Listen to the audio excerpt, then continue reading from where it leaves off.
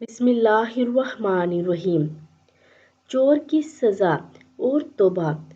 ابو امیہ مخزومی رضی اللہ تعالیٰ عنہ کہتے ہیں کہ رسول اللہ صلی اللہ علیہ وآلہ وسلم کے پاس ایک چور کو پکڑ کر لایا گیا جس نے اقبال جرم کر لیا، لیکن اس کے پاس کوئی ساز و سامان نہیں نکلا۔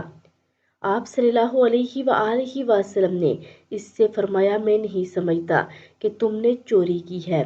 اس نے کہا، نہیں، میں نے چوری کی ہے۔ آپ صلی اللہ علیہ وآلہ وسلم نے فرمایا، اسے لے جاؤ، اس کے ہاتھ کاٹ دو، پھر اسے میرے پاس لے کر آؤ۔ لوگوں نے اس کے ہاتھ کاٹے اور اسے لے کر آپ صلی اللہ علیہ وآلہ وسلم کے پاس آئے تو آپ صلی اللہ علیہ وآلہ وسلم نے فرمایا، کہو میں اللہ سے مغفرت طلب کرتا ہوں اور توبہ کرتا ہوں۔ اس نے کہا، میں اللہ تعالیٰ سے مغفرت طلب کرتا ہوں اور توبہ کرتا ہوں۔ آپ صلی اللہ علیہ وآلہ وسلم نے فرمایا، اے اللہ اس کی توبہ قبول کر۔